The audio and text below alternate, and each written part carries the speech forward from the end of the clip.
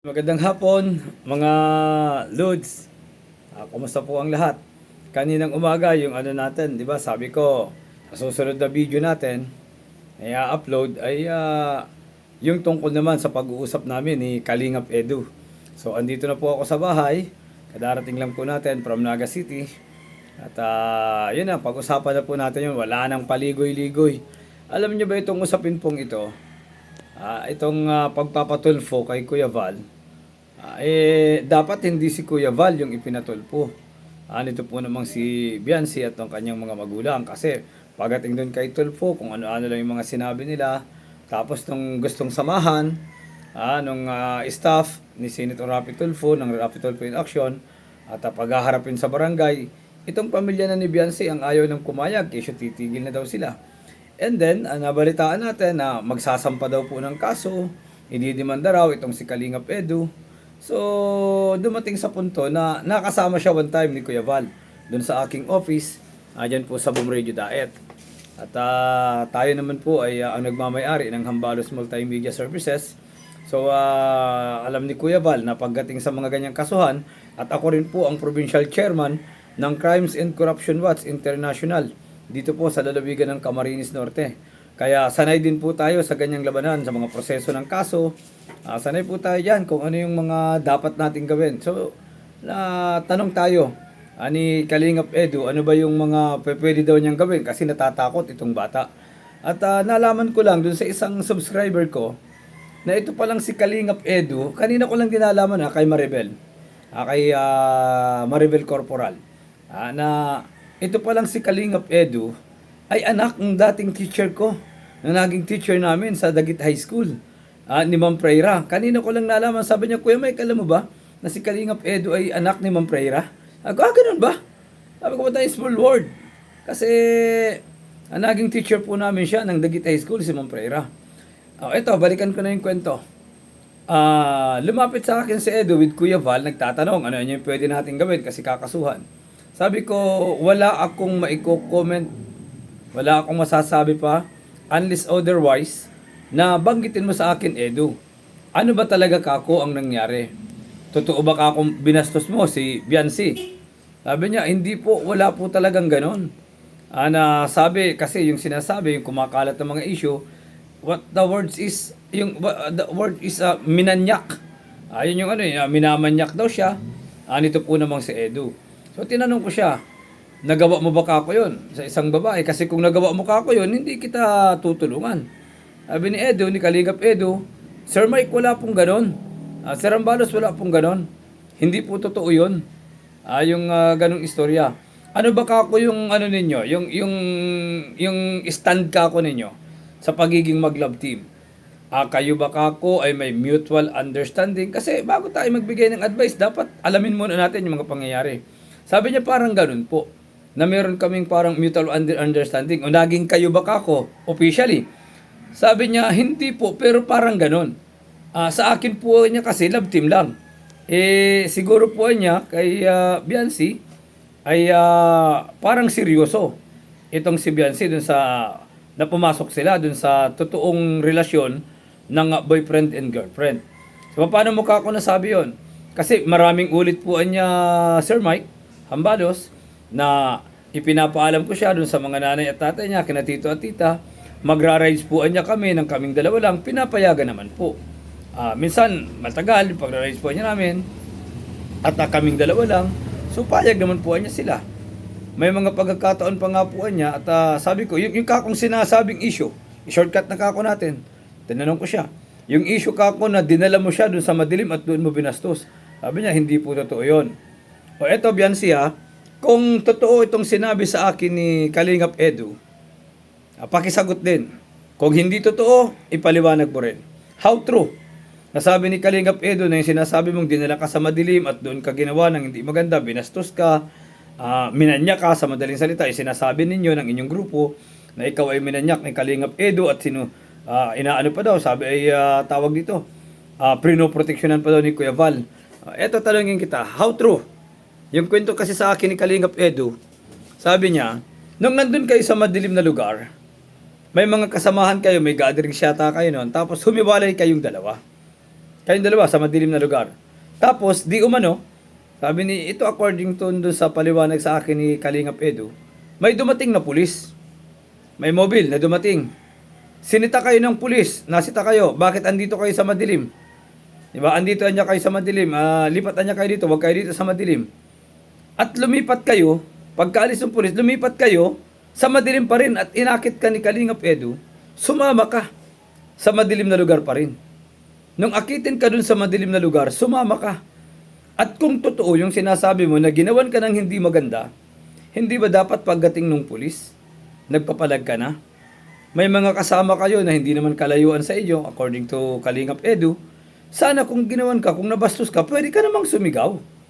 Hindi ka naman tinututukan. Hindi ka naman tinatakot. Kasi tinanong ko si Kalingap Edu, baka naman ka ako tinakot mo. Baka ka ako tinatakot, baka ka ako tinututukan mo ng matulis na bagay o kung ano. Na-intimidate, natakot ka ako sa'yo. Sabi niya, wala pong gano'n, Sir Mike. Hindi po gano'n. Wala pong gano'n na pangyayari.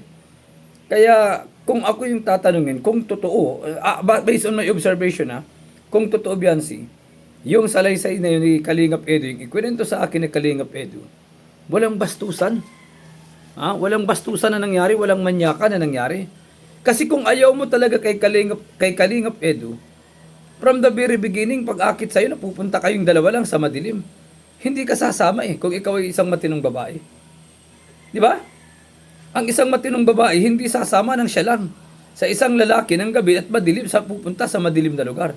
Nasita na ng pulis, inakit dun sa kabila, lumipat ng kabilang pwesto, sumama pa rin. Kung hindi ko sinasabi na hindi ka matinong babae, kung wala kang gusto kay Kalingap Edu, kung hindi ka talagang na in love kay Kalingap Edu, hindi ka sasama kung hindi mo gusto yung isang lalaki. Kung talagang napipilitan ka lang dun sa love team ninyo, at yung love team ninyo ay hindi ka tinatamaan, walang ispak-ispak, walang kilig-kilig, hindi ka sasama. Walang babae na sasama sa isang lalaki na silang dalawa lang sa madilim na lugar kung wala siyang ini-expect. At kung wala siyang pagtingin o tiwala dito sa lalaking ito. Ngayon, kung totoo yung clinic-claim yun na inireklamo mo na, sabi mo, kaya ayaw mo na ng mga love team, ayaw mo na ngayon kasi nabastos ka na. Kung totoong nabastos ka, gasino lang ba yung sumigaw? Gasino lang ba yung ando na yung pulis? Sir, binabastos ako. Di ba?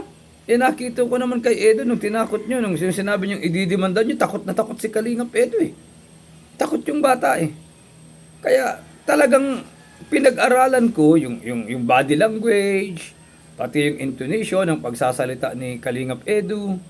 Tinititigan ko siya ng mata sa mata. Diba? Nakita ko naman yung sinseridad doon sa kanyang sinasabi. Kaya nung sabihin niya na nasita kayo ng pulis, doon ko na pagtanto na walang bastusan na nangyari. Siguro, ang nakita ko lang dito, girl, you expecting more. Di ba?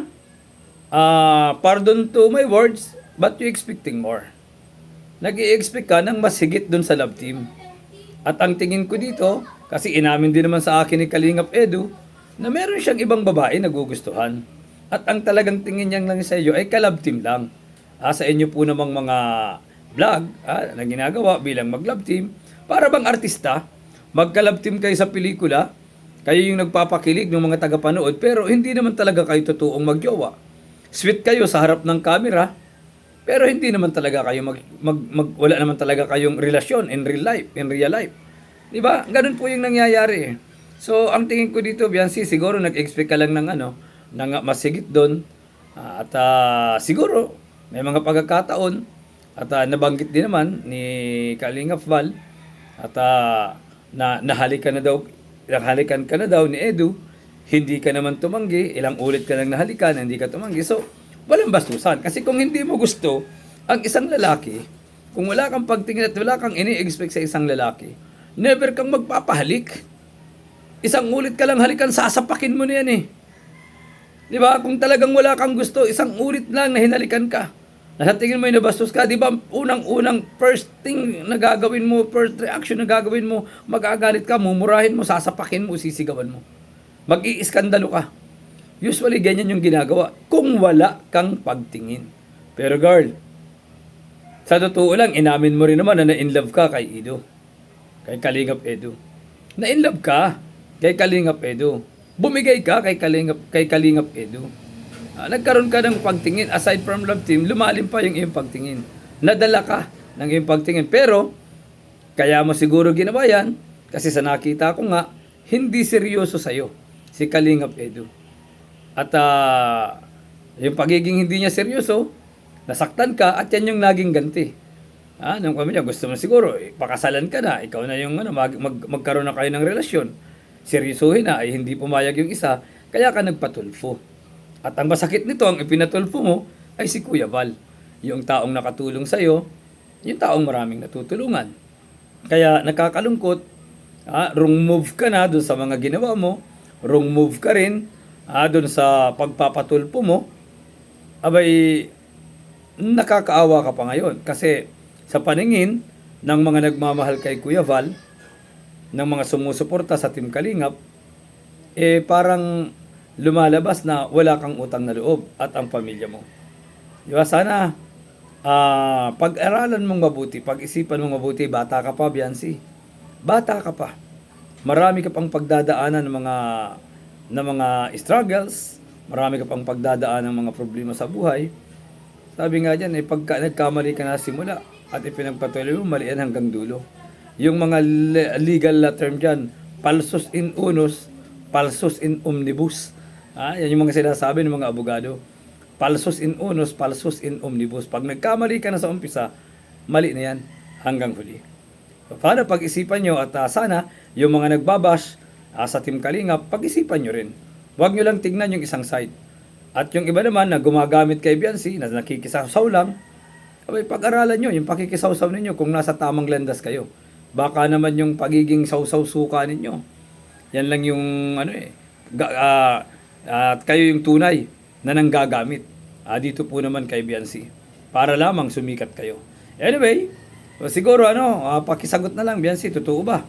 Yung sabi ni Kalingap Edu, na kayo ay, Baby Lena, andito na po yung aking apo, na kayo ay nagkaroon ng mutual understanding at nung pagpunta sa dilim ay nasita kayo ng pulis at sumama ka pa rin paglipat ninyo sa ibang lugar. Siguro yan lang muna mga Lods, Peace muna po tayo at nag-ingay yung aking andito na ang aking Baby Lena. Peace po tayo, magandang hapon mga Lods. Hello.